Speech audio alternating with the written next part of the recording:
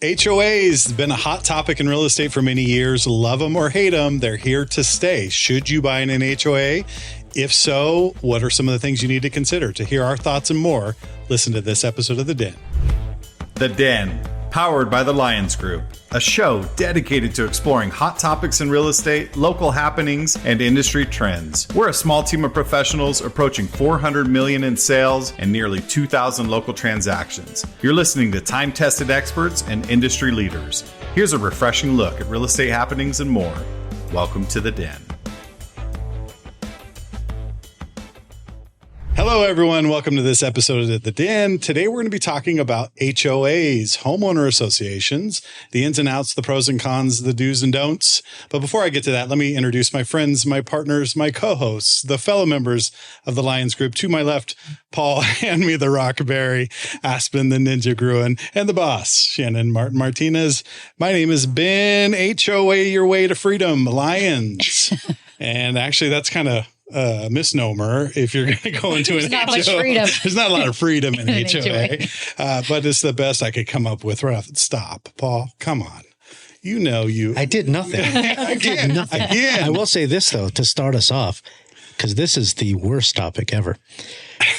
If you get on TikTok and you go on like the HOA Karens, it's the best thing ever. They're getting fined for your garage door has been open for 2 minutes. You're supposed to just drive out, shut the door. There could be, my neighbor would have so burglars. Yeah. There's another guy who like takes all their trash out of the trash barrel, puts it on their porch, and here's $100 fine because you can't have this in the trash can for 2 days. It's crazy. Now that you say that, I watched one the other day where a guy came to an owner just moved in, and he said, "Hey, I'm so-and-so, and you may have heard my name." He kind of came with a little bit of arrogance for sure. And the guy's like, "No, I don't know who you are." And he said, "Well, I'm with the HOA. I'm the president, so you will know my name." And he said, "So just so you know, we only allow 30-foot U-Hauls here. And you had a 36-foot U-Haul the other day." And the guy's like, "Oh, okay, well, sorry about that." And he goes, No, just so you know, you can't do that." And he said, "Well, the U-Haul's gone. I moved in." And he said, "Okay, but I'm just putting you on notice." And then he said, "And oh, by the way, your chair's out front here." And he took a measuring tape out. So when you were saying, and he measured the height of the chairs, and he said, "Your patio furniture is too tall for what our regulations allow." So I have no patience for that. I know. You're trespassing, buddies. Yeah. Right. And that's what happened. The guy's like, "You can get off my front porch now." But to your point, I would love to see Paul in a little vest and a measuring tape and just a clipboard. Yeah. Sign me up. Sign me up. Okay. Go. I'll be at your house first. Yeah. But in all seriousness, HOAs, sometimes we get people that move here. You all tell me your experience, but they're like, "Is it in an HOA?" And no, it's not. Okay, good. I don't want to be in an HOA. And oftentimes those people have moved here from a different state where they've had a terrible experience with an HOA. And so let's talk a little bit about that and some of the things that you've seen over the years and what you can expect if you buy in an HOA and some of the rules that we see that are common practices. But for our viewers, an HOA is a homeowners association. And they typically charge a monthly fee, and they usually take care of the medians and some of the landscaping. Sometimes they even go so far as taking care of water or sewer or sanitation. We do have a COA here locally, which is a condo owners association, different than a homeowners association, but in the same vein. And we do have some regulations in this state, and I think in Colorado as well, where you have to disclose what the HOA, if it's solvent or insolvent, some of the financials, because you would hate to buy something in an HOA and they're totally defunct, right? So you need to know that as a buyer. But talk to me. Any one of you can jump in about HOAs, and have you had any experiences? Aspen, I know you had just mentioned your neighbor may. No, it's just funny because he always leaves his garage open, but he says it's because he doesn't want to wear it down. But his garage is like the most organized garage I've ever seen, and it's very clean all the time. So I think he's just showing off. I would too. So yeah, I live in an HOA. You live in an HOA. I like it for the most part because all of our neighbors are really don't they're not turning everybody in for everything. Like we have a neighbor across the street. You're not supposed to have cars parked on the street overnight unless they're guests, but he has a bunch of teenagers. Like, where are they supposed to park? So no one says anything. Everyone just kind of minds their own business for the most part. But I could see being in a neighborhood where you have that one person that just makes it miserable for everybody. Yeah. Trash cans, trash bins. Like in our HOA, we have to have those in. Like you can't go 24 hours. Like you got to put your trash out. You got to bring it in. And then you can't have like RVs or fifth wheels or a boat parked out front for longer than I think 48 or maybe 72 hours. It's like if you're prepping it for a camping, I mean, Shannon, you go camping quite a bit. Mm-hmm. How long does it take you to pack a camper and then clean a camper and all that? Not long. Yeah. But long enough for some people. For me, it'd be like a week. Yeah. We just leave ours stocked and ready to go. So it doesn't take us long. But I do. Yes. Most people I think would take a while to get everything in and out. Yeah. You're also on a main drag and I'm in like a secluded part of the neighborhood. So it's really just the neighbors that I see, but I could see people see your stuff a lot more often. Like if I leave my trash cans out, it's going to be okay. It's okay. Yeah. Yeah. Mine, people are driving by it. Yeah. Yeah. The HOA president probably just. Yeah. We got our dog a few years ago. She's about 6 now. And she was barking. She was little, so she was barking. She just hadn't learned yet that there's appropriate time to bark. Right. Because dogs know most of the time, right? And we got the HOA stopped by and said, hey, your dog's barking too much. We've had some complaints. You need to figure it out. And I went, ooh, where's that rule at? So, it's one of those things. Be familiar with your rules. Now, do they have bylaws and stuff like that for HOAs? Anyone want to talk about that and how the state handles it? Shannon, I'm going to give that to you. I'm not going to talk about that. No. I don't know. I don't live in an HOA. You do too know what the regulations are. Stop playing coy. Tell me what happens in New Mexico if someone buys an HOA. What's our requirement? For disclosure, you mean? For disclosure, New Mexico regulations require that we do certain things. Requires that I don't know. I mean, I know that we have to fill out our forms. Yep. And those forms have to disclose if the dues are paid and current. Yep. I know we have to show them the bylaws and financials. We have to provide all that to them. I'm not sure what you're getting at. That's exactly what I'm getting at. Oh, okay. Yeah. Okay. I thought maybe there was some secret hidden thing here that throw her off. Yeah. that I was not aware of. But she led with, I don't know. Right. I don't know. Well, you do know. I just didn't know what you were after. And you also have to provide, typically you're supposed to provide some of the financial information of the owners association. As I talked about before, you want to make sure that there's enough money operating there or in the operating account so they're solvent, right? So they have the ability to take care of the medians and that there's no lawsuit pending against the HOA or anything like that. In fact, in our HOA, there has been lawsuits. So we've had to disclose that there's lawsuits between the HOA and some of the other entities, specifically regarding a sewer line, but that's a whole nother conversation. I think you're on the other HOA. I'm on the other one where there hasn't been. It was the other one that had the issues. So I didn't have any. On phase 2. So phase 2, once you get over there, getting those. That's all right. And so these are the things because, sometimes we don't know about it. So we have to go to the entity. If you haven't sold one over there in a while, it's been a while. Yeah. And so there was a grind. I call it the grind and push, where they're grinding the sewer and pushing it uphill. Well, originally the development company was responsible for all that. And then they tried to hand it off to the HOA, and the HOA said, no, we don't want to deal with that. We don't want to deal with the grind and push and all the kids flushing stuff down the toilets that shouldn't be there. Toys. They found Tonka trucks and stuff in there. And so there was a lawsuit. Yeah, I heard about that, but I thought it was phase 1. So I was not paying attention. Yeah. I was like, that's their business. We don't got to worry about it. Not my problem. So, but Paul, why don't you parlay on that? If you were a buyer buying in an HOA, what would be some of the questions you'd be asking or things you'd be thinking about? Well, just pretty much what we've already talked about. Can I have guests over? Can I park anything in the yard? One of the things that we find, because there's not a lot of HOAs around here, and we don't live on the country club like them, but there is one here that has assessments, and it seems like every few years they increase their monthly dues or annual dues to some ridiculous number to pave the road or something like that. So they have the right to levy an assessment or an increase to do something for 1 year.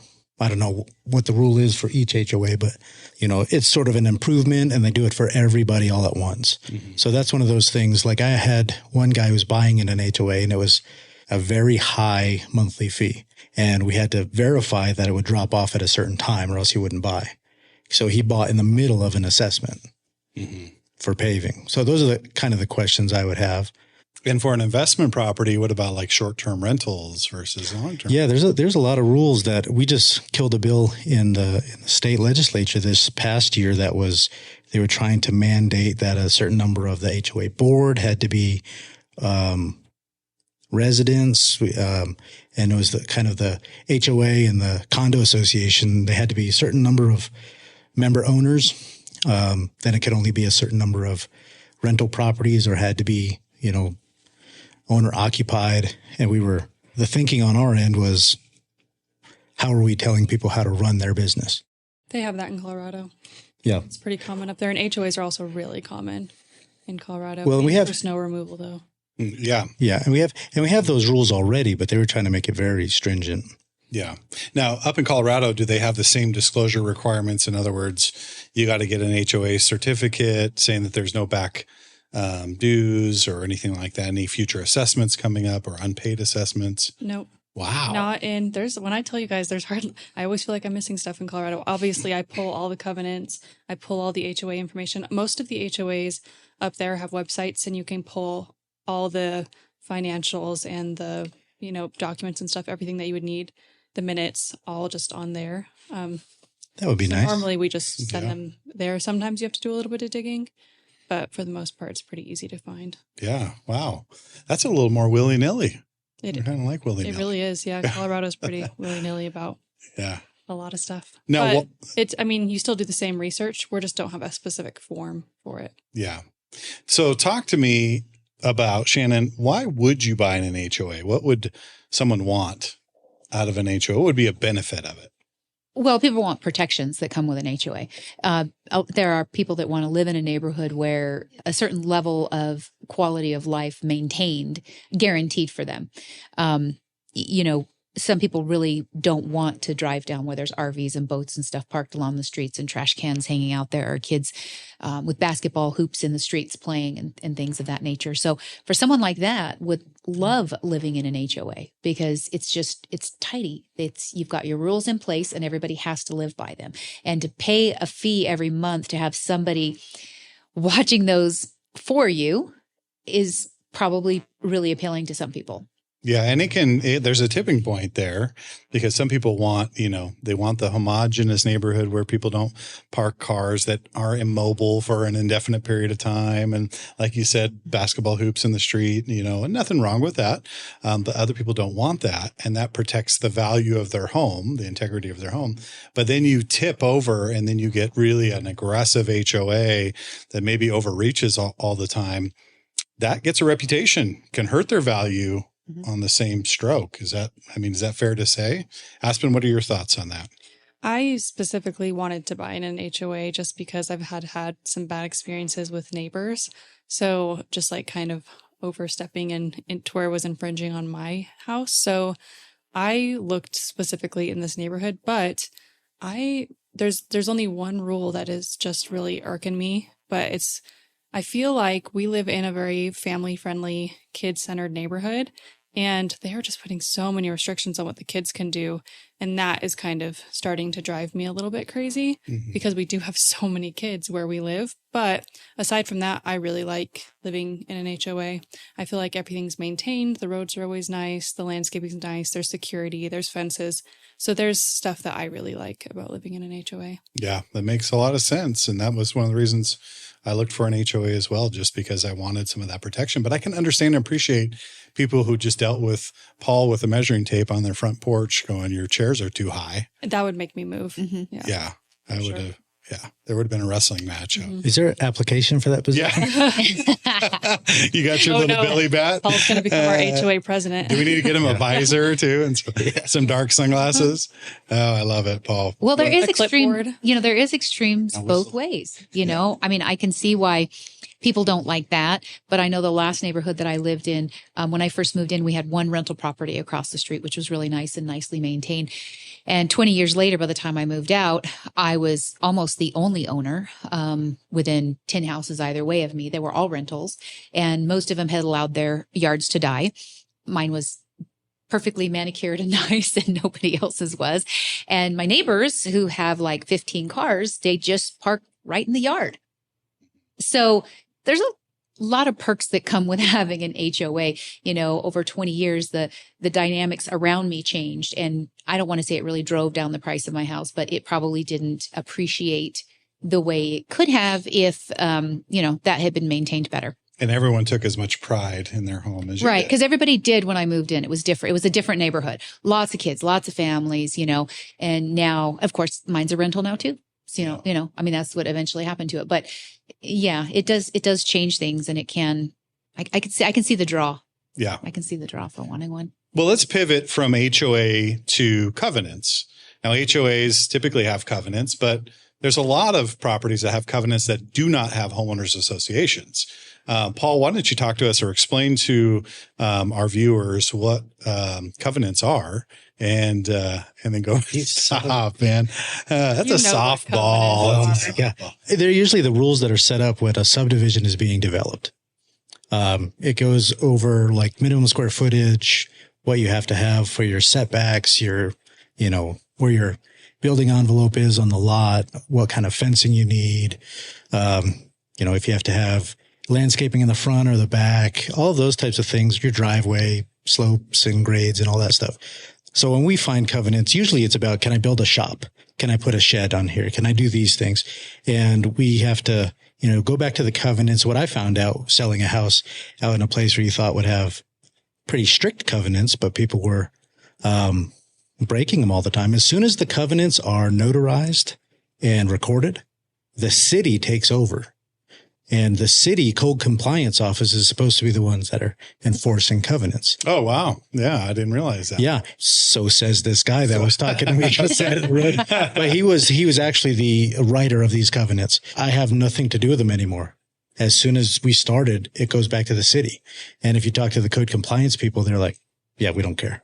Yeah. So I think and one of the big things is you can put if you're building a subdivision, somebody can't put their RV on there, live in it for 6 months while they're deciding what to do with the lot. That's one of the things covenants protects. Mm-hmm. Yeah. And I think that's a great explanation. And then, thank you. Yeah. You got winging it. Yeah. Winging it. Hey, that was a double. You hit a double. That's good. But also along with the lines of that, if there's a dispute over the covenant, so let's say Aspen moves next to me and I've lived in this neighborhood for 25 years and we're not in a homeowners association, and she decides she wants chickens. And in our covenants, it specifically says that no fowl to be raised or whatever else. I can go to the city. However, the city is going to likely say this is a person to person. This is a civil matter. So then I go to Aspen and say, look, I don't want to hear the rooster in the morning. Well, I'll get rid of the rooster. Well, I don't want to hear the chickens either. Then it becomes a civil matter between you and I. Is that how you all understand it as well? And that's typically the way it goes. So if I really had beef with it, I could take you to task over the covenants and potentially file suit, in a court setting. That's the nice thing to distinguish between an HOA and just having covenants, because most neighborhoods have covenants, but the HOA is going to enforce them. And in an average neighborhood, they're not. So, covenants are only as good as if people are going to abide by them. You can have them there. You can, go and let somebody know that they're violating a covenant and hope and ask that they will remediate that and do the right thing. But if they don't, there's really no recourse except to sue them. And I think most people aren't going to do that. They're not going to hire a lawyer and take all their time and all their money to have the neighbor take the car that they're working on in the driveway out of there. They're just going to be annoyed by it. And that's one of the problems with covenants is they do protect, but they're only as good as if people follow them. And with an HOA, you actually have some teeth behind it. Yeah. There's somebody there to make sure they're following it. I feel like it does come with like new builds too. So if there's a bunch of empty lots and it's a new subdivision, it makes sense to have some kind of covenants, just so when you're getting your building permits and everything, there is some kind of rules you have to follow. Mm-hmm. I know my tiny house, the people who built it are the ones who actually put together the subdivision and the covenants. And my tiny house does not follow any of the covenants, but It was done before. So as long as I don't add on or change it. You're kind of grandfathered in. Yep. I can just kind of keep it as it is. It's a 10-acre lot. So if I wanted to use the other 5 acres, I would have to follow the rules. And I would too. But one thing about this, it's so far tucked back in the trees. I think people don't even think of it or look at it, you know? Yeah. Yeah, so you kind of have to play it by ear in that regard. In fact, we just ran into a situation. I had a 1-acre lot up in a subdivision for sale, and had a house on it, had a barn in the back. Everyone has llamas and goats and chickens and horses. And in the covenants, we had a buyer that was interested, working with another realtor. And it said one line that said farm animals not permitted. And we all went, what? In fact, the owner that I have the property listed with, he goes, Ben, that's why we bought that property, because we thought farm animals, because everyone has farm animals out there. So the buyers looked at that and said, look, I don't care what everyone else is doing. It says it's not permitted. So we're going to make the choice not to buy this property, because someone could take us to task if we put a cow out there and we want a cow. So, and not all old covenants are enforceable too. I think just because it says it on there doesn't mean you can actually enforce it legally nowadays either. Yeah, that's a good point, because some of those covenants have they built in language that says if these aren't modified, then there's a automatic 10-year extension to these covenants. And, they're back in the 80s. And so 83 and then 2003, they automatically extend for 10 years. But if they don't have that verbiage in there, then those were the original covenants, but have they lapsed? Are they enforceable? Yeah, some of those original covenants too, it's very stringent on what race you can be and if you can have children or not. And that's just, even if they are still active, you're not going to be able to enforce that. Right. Yeah. As you shouldn't. But right. Yeah, exactly. Well, we've seen that over the years. And just down the street, we've seen covenants that exclude specific races, which is pretty incredible. Still on the books. And so the title insurance says excluding these things, of record. So to protect everybody. Interesting topic. Let's go to the speed round real quick. Paul, I'm going to kick off with you. Would you purchase in an HOA? Why or why not? Not would you work in an HOA? Put the clipboard down. Would you purchase in an HOA? Why or why not? I think I would. I don't have anything against them. If I got, some crazy rule enforcer that oversteps, I probably wouldn't care for it too much. But depending on how much it costs, I mean, that's a big thing too, is the cost, because it gets added to your monthly mortgage. It's not financed in, it's an additional fee. So you have to make sure that if it's in the budget, if it was the right house, I probably wouldn't think twice. Yeah. And that's a great point. Lenders calculate the HOA fee, and you have to qualify with that HOA fee. It's kind of part of the payment. So Aspen, same question to you. Would you buy in an HOA? Why or why not? Yes, and would continue to do so. And if I was in a bigger city, I would probably look at condos and what amenities they had. And I would consider that a perk. And if it was, if they had a gym and a pool and a sauna and a restaurant and a bar, and I would consider that a perk. And I'd probably be willing to pay a fee for the use of it to not have to maintain it as well. Yeah. Great answer. Shannon? Yeah, I would. I think it's not for everybody. I think in individual, somebody has to decide, because there are people that don't want to be told what to do. I'm not going to pay somebody to tell me what to do with my property. Yeah. But I think I would. Yeah. I wouldn't be opposed to it. Okay, great. And I'll round us out here. I know several people out of this state. In fact, my brother is one of them. He lives in Nocatee, Florida, and it's a master planned community. And what's great about that is they pay their extra HOA, but they have access to like 4 different pools, and they have workout centers, and they've got yoga retreat stuff, and all that's a master planned community, and they love it. And they also keep the homogeny, I guess that's the word of the day, of the neighborhood. All the houses are very similar in style, and there's some controls there. So for me, yes, HOA works well if it's the right fit. If there's an overreach And I agree with you, Paul. If there's an overreach, someone out there with a little hammer on my door every day, that would be a big turnoff, and it could affect your value down the road because no one wants to deal with that. So thankfully, we don't have much of that here locally, but great conversation. If you're considering purchasing in an HOA, you should absolutely understand what you're buying. And of course, look at the covenants. Get a good realtor because they can help navigate those channels for you, help you understand the full picture of what you're purchasing there. So on to my favorite part of the episode, the Lyons Pride. That's where we highlight a person, an event, an organization that does some wonderful things for the local area and our local community.